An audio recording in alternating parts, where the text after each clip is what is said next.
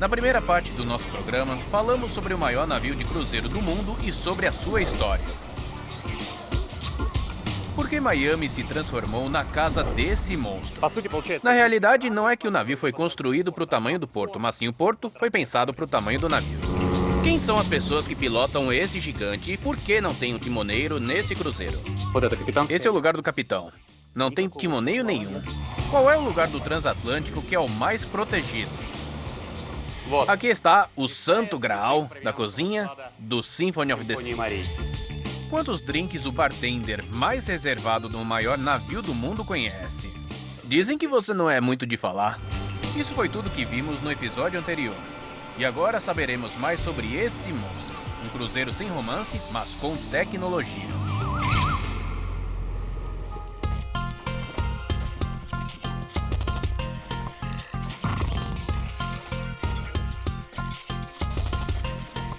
Anatomia Monstruosa. Cruzeiro Parte 2.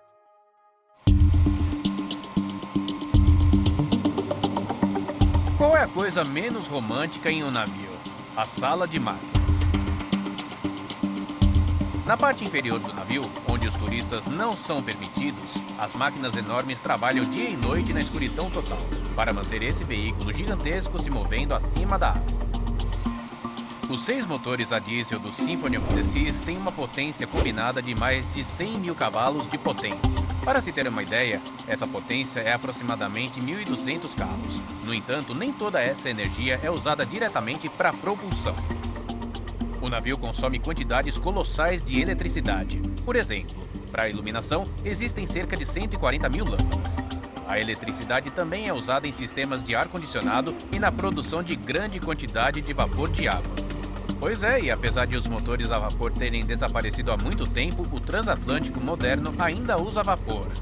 E muito vapor. Hoje já não se gira a turbina como era feito, por exemplo, no Titanic, mas o vapor é necessário para fins domésticos. Ele aquece a água de chuveiros e banheiras, além de aquecer os ambientes. Entretanto, isso não é tudo. Ele é necessário para os sistemas de aquecimento de grandes tanques de combustível e óleo. Também funciona em separadores. O consumo pelos turbomotores de algumas bombas e diversas outras unidades importantes dos navios do século XXI continuam trabalhando a vapor. E deve estar perfeitamente puro para que as impurezas não se acumulem nas tubulações. Portanto, é obtido a partir de água destilada. Mas onde eles conseguem essas quantidades de água destilada? Bem, aqui no navio com esses destiladores gigantes e há 3 deles. Na verdade, esse é um processo muito simples. Basicamente, um grande bule de chá. Aqui entra a água do mar e aqui ela ferve. O vapor sempre se acumula no topo dessa câmara e o sal marinho é separado. Então, depois de um tempo, uma grande quantidade de vapor muito quente entra nessa câmara, é condensado e no final a água destilada é escoada por uma tubulação.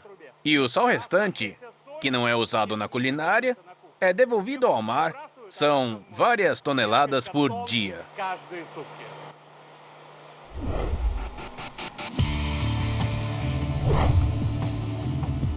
Isso não prejudica nem um pouco o oceano, porque, na verdade, as pessoas estão apenas jogando de volta no mar o seu sal. Elas usam somente a água.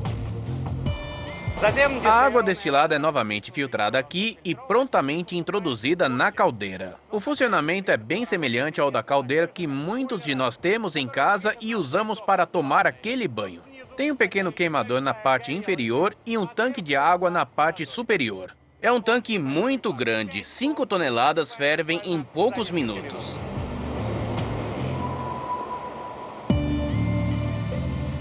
O vapor restante é utilizado por todo o cruzeiro. Uma parte, quando está condensada, é devolvida para a caldeira. Isso é chamado de ciclo de reciclagem. No geral, quase toda ela é aproveitada, então a água destilada tem que ser substituída o tempo todo. Aliás, a pista de patinação é feita com essa água e nela você pode patinar durante o dia e à noite assistir ao incrível show no gelo com a participação de patinadores artísticos russos.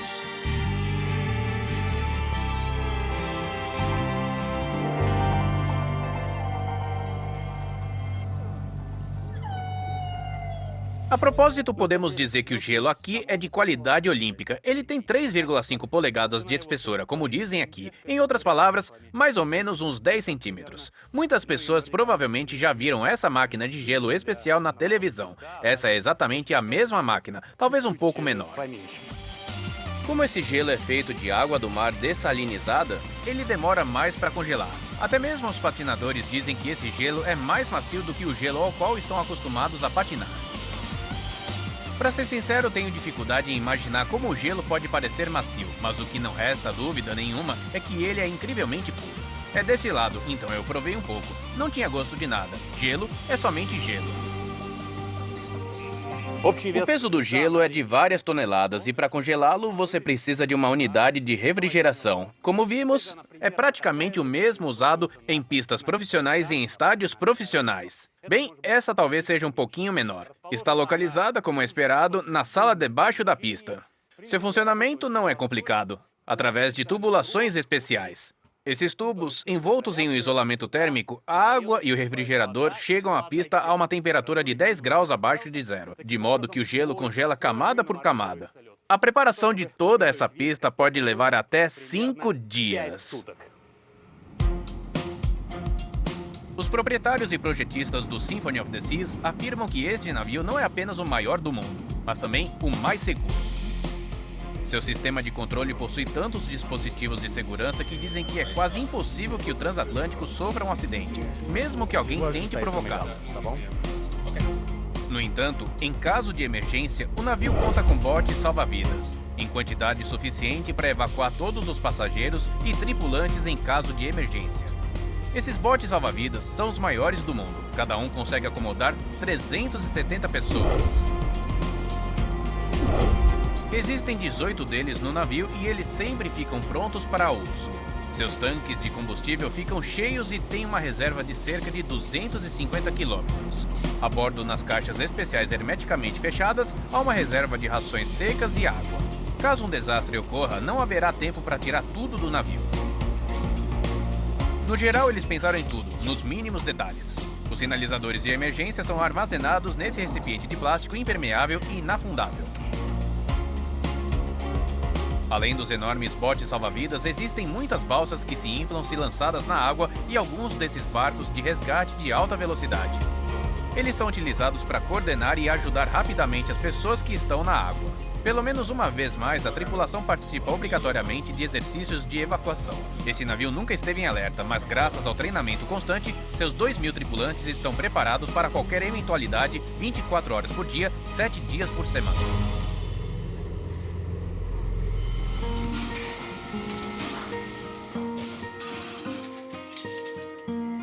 Esse navio possui sua própria usina de reciclagem, e ela está bem aqui. Por exemplo, essa é uma máquina para prensar embalagens de papelão. Aqui ficam as latas de alumínio que são coletadas e depois compactadas em grandes blocos. O celofane é reciclado aqui. Um pouco paradoxal à primeira vista é o que fazem com as garrafas de vidro. Eu vou mostrar para vocês.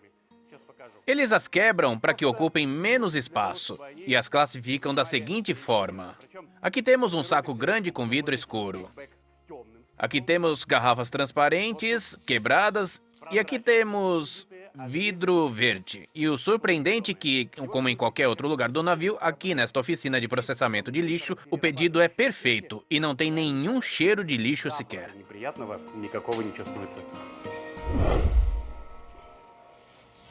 Os criadores desse navio parecem ter um apreço pela limpeza e pelo meio ambiente, e no bom sentido, por exemplo. Os motores do transatlântico queimam várias toneladas de óleo diesel por hora. Ao mesmo tempo, os escapamentos do Symphony of the Seas não emitem fumaça preta, apenas branca. Tudo graças à limpeza purificadora. Para simplificar ao máximo, os gases são levados com a água do mar. Essa água suja é sedimentada e armazenada em tanques especiais até chegar ao porto. E somente dióxido de carbono com uma quantidade mínima de impurezas é liberado na atmosfera. Os depuradores e motores são controlados nessa sala de controle. Ela está localizada no centro do navio, quase na linha d'água, portanto não há janelas grandes como na ponte do capitão. mas existem 51 monitores que mostram milhares de parâmetros diferentes. E o controle da tela de toque ainda precisa se esconder no teto. Caso contrário, eles teriam muito pouco espaço. Tem um telefone de emergência especial nessa sala de controle. E como esse telefone é especial, ele é especial no sentido de que funciona em qualquer caso. Mesmo que, hipoteticamente falando, todos os sistemas falhassem e a energia fosse interrompida em todos os lugares. E por que disso, eu vou mostrar para vocês. Uma boa e velha bobina de indução. Essa tecnologia tem, sei lá, provavelmente uns 120 anos. E é muito estranho vê-la nesse cruzeiro moderno. Mas é o tipo de tecnologia que às vezes é mais confiável. Alô? Ponte? Mas o resto dessa sala é tão bem equipada quanto o centro de controle de missões da NASA. E todo o navio parece uma nave espacial. Quero dizer, olhem esses motores. Não são motores a jato, mas sim motores a diesel em forma de V, mas pesam cerca de 200 toneladas cada. 2 deles têm 16 cilindros e os 4 menores têm 12 cilindros. Esses gigantes foram fabricados na Itália e depois transportados em um comboio por estradas bloqueadas e depois pelo mar até o estaleiro Saint-Nazaire.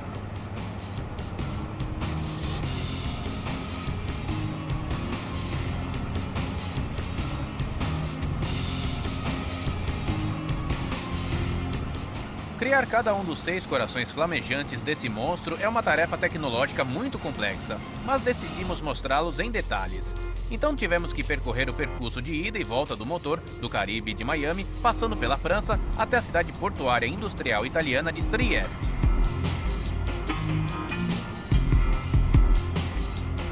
A empresa que fabrica os maiores motores marítimos do mundo na Itália, na verdade, é finlandesa. Seu nome é Wärtsilä. Seu nome advém de uma pequena cidade finlandesa onde nasceu a empresa. Curiosamente, hoje o aglomerado urbano e o balneário de Wärtsilä fazem parte do distrito de Sortavala, na República de Carélia.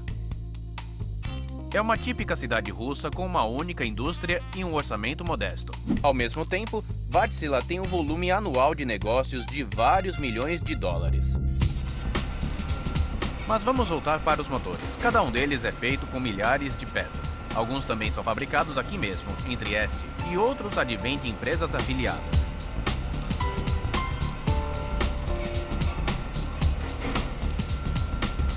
As peças brutas fundidas e estampadas, por exemplo, são enviadas para uma metalúrgica da República Tcheca. As peças chegam na fábrica dessa forma, forjadas de forma bruta e muito ásperas ao toque. Aqui elas são montadas em máquinas que com certeza pesam 150 quilos cada. Bem, muitos de nós quando éramos pequenos, pelo menos na Rússia, fazíamos coisas assim nas aulas de artesanato. Costumávamos polir várias peças brutas. Aqui é mais ou menos igual. Só que o tamanho é maior e a precisão é muito alta. E a peça fica brilhante como se fosse um espelho.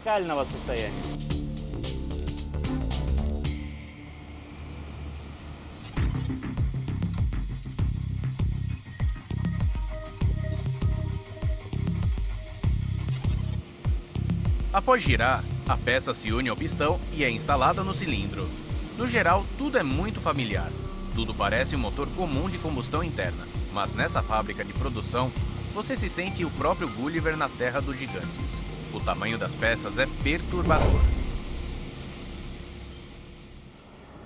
Qualquer pessoa que já tenha consertado o motor do seu carro e visto um pistão o reconhecerá imediatamente. E esse aqui, acreditem, é extremamente igual. Bem, ele é um pouco maior, pesando cerca de meia tonelada. E o volume do cilindro em que ele funciona é de 6,5 litros.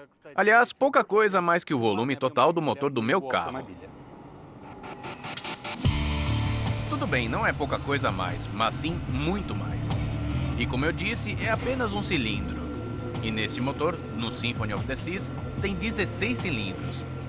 E a principal dificuldade aqui é que as peças são enormes. Às vezes, pesando várias toneladas, elas devem se encaixar perfeitamente. É tanta força e carga que os menores desvios e imprecisões podem causar a falha do motor. E em alto mar, pode ser catastrófico. Por isso, os engenheiros mecânicos são tão minuciosos como um relógio suíço.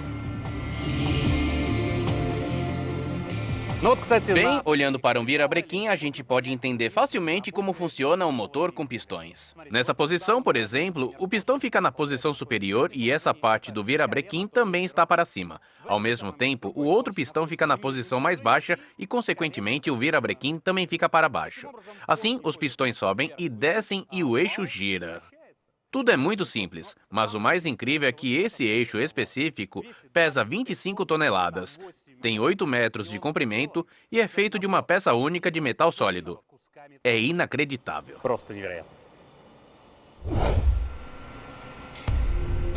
Existem poucos tornos no mundo capazes de fabricar uma peça de 8 metros de comprimento a partir de uma peça de várias toneladas de liga de aço de alta resistência. O pior pesadelo do torneiro é estragar uma peça. O virabrequim leva várias semanas para girar e custa mais de $1 milhão. Finalmente, depois de inúmeras verificações e testes, o virabrequim e milhares de outras peças são enviadas para a linha de montagem.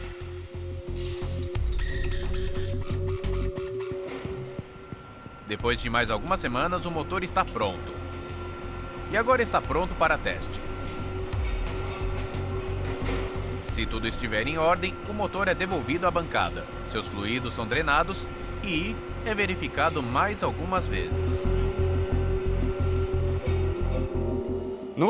Bem, aqui na câmara de testes, o motor já foi testado por vários sistemas automatizados de computador, sensores, etc, etc. Mas nada substitui uma clássica inspeção visual.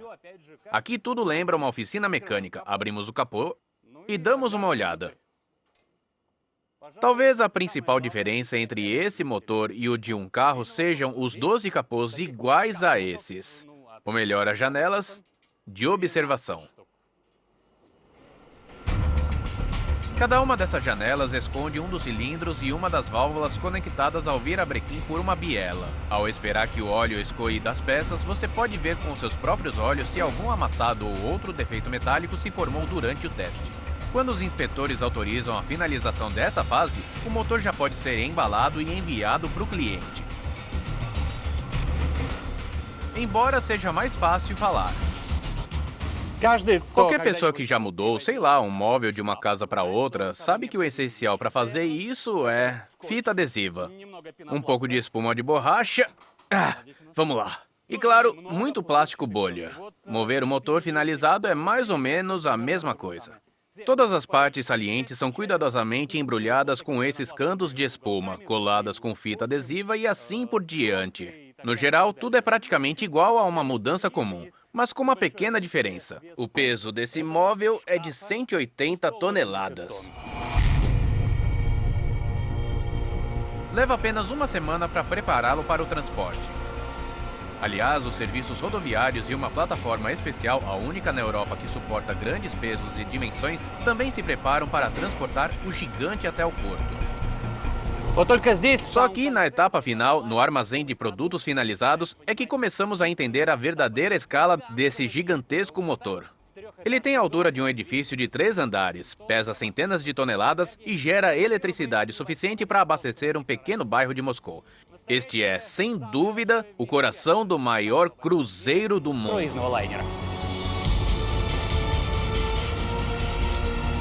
E não podemos esquecer que o Symphony of the Seas tem 6 deles. E embora 3 deles não funcionam simultaneamente, mesmo em plena capacidade, o consumo de combustível ainda é enorme. E a empresa proprietária se vale de um pequeno truque. No ponto de partida da viagem em Miami, é levado a bordo apenas o combustível suficiente para chegar ao próximo porto, onde ele é mais barato. E então, no Uruguai ou no México, por exemplo, eles enchem o transatlântico com diesel.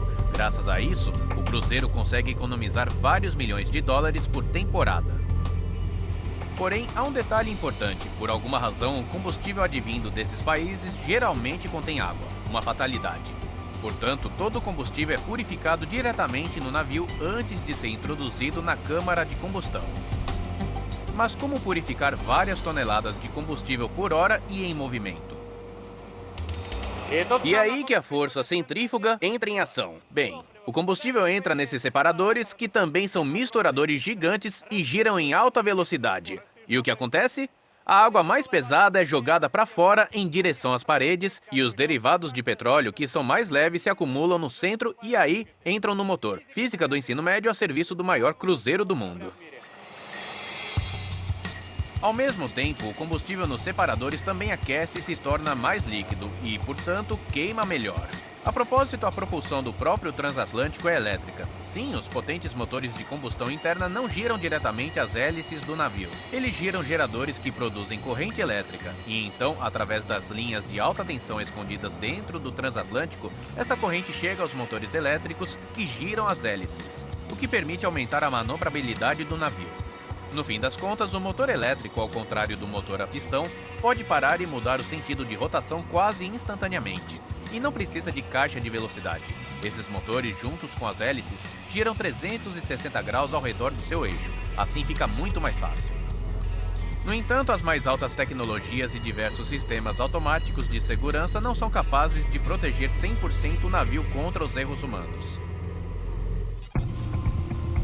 3 semanas depois das gravações desse programa, 2 cruzeiros colidiram num porto mexicano onde o Symphony of the Seas fazia escala diurna.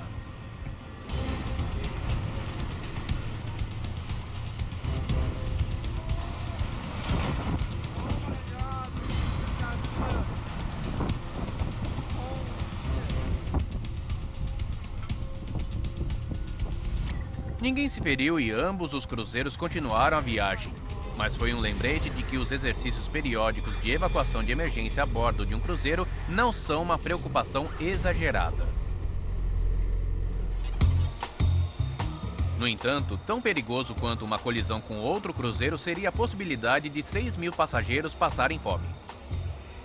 Isso é uma das maiores preocupações aqui dentro. 350 pratos requintados no menu de 28 restaurantes irão satisfazer o visitante mais exigente. Já mostramos como funciona a cozinha na primeira parte do nosso programa. Mas vocês podem estar se perguntando: como eles conseguem lavar tão rápido tantos pratos, xícaras, copos e talheres depois do jantar? Nesse cruzeiro, todos os processos tecnológicos possíveis se baseiam no princípio da correia transportadora. Na verdade, faz todo sentido, porque é uma das formas mais eficazes de organizar o trabalho. E aqui na cozinha, a máquina de lavar louça é também uma enorme correia transportadora. Vem comigo, vou mostrar. Com licença. A louça suja entra por esse lado e a limpa sai por esse lado. Tudo é feito em menos de 1 minuto. É muito rápido e é muito eficiente. É impressionante de ver. E tem que ser assim, porque depois de cada refeição eles precisam lavar cerca de 50.000 pratos e copos. E isso sem contar os utensílios de cozinha. A máquina de lavar louça é um eletrodoméstico tão importante no navio que eles têm outra máquina reserva caso a principal acabe quebrando. Outra máquina muito importante no transatlântico é a máquina de lavar. Ela foi encomendada especialmente para o navio e foi instalada dentro do cruzeiro quando ele foi construído no estaleiro. Na verdade, 2 convéses técnicos do Symphony of the Seas são dedicados à lavanderia. Cerca de 10.000 toalhas são lavadas por dia só aqui. Eles conseguiram automatizar esse processo tanto quanto possível. As faxineiras recolhem as toalhas sujas nos quartos, as separam por cor e mandam para a lavanderia. E aqui elas são colocadas em um grande funil.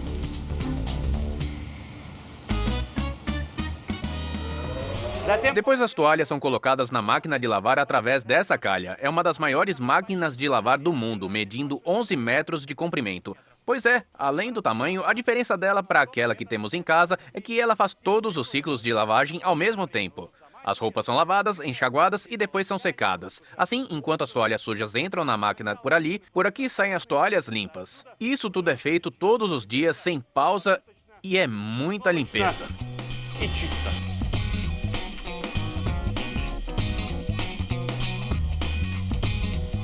Quando o próximo lote de toalhas, cerca de 100 delas, sai da máquina de lavar após a secagem, elas parecem uma grande pílula azul.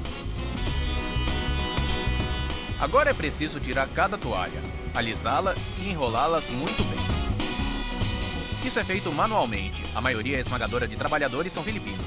Brincadeiras à parte, por algum motivo são só os homens dessa nação trabalhadora que conseguem enrolar milhares de toalhas todos os dias, com qualidade e sem reclamar durante meses. Centenas de fronhas e lençóis também são lavados aqui a qualquer hora do dia. As donas de casa sabem que as peças mais difíceis de passar são os lençóis e os cobertores. É muito trabalhoso fazer isso com ferro, e aqui eles têm que passar 2.000 lençóis todos os dias. É por isso que eles colocam essa máquina aqui. Ela não somente passa os lençóis, mas ela também, e isso é muito incrível, ela dobra os lençóis. Olha isso, ela dobra perfeitamente. Nem todas as donas de casa podem fazer isso. Eu te digo que eu queria uma dessas na minha casa, apesar que eu não teria espaço para ela. São centenas de pessoas que trabalham na lavanderia, mais de 1.000 na cozinha e dezenas na sala de máquinas e na ponte. Um enorme exército de tripulantes trabalha discretamente para que cada segundo da estadia dos passageiros no navio seja inesquecível, confortável e segura. No entanto, os próprios passageiros nunca os veem. Apenas os atendentes que estão em contato direto com os turistas podem entrar nos converses de passageiros. Os garçons, as faxineiras, os bartenders, os estilistas e outros funcionários. Os outros, às vezes, por várias semanas, nunca saem de dentro desses monstros. Por quê? Porque o primeiro motivo é que eles são muito bem pagos para isso, e o segundo motivo é porque eles trabalham no maior cruzeiro do mundo. E embora eles não possam desfrutar do incrível pôr do sol caribenho em seu próprio terraço, eles podem ouvir o som da água atrás das paredes de suas cabines nos conveses inferiores. Pois é, eu prometi que seria uma história sem romance, mas não tem como não ser.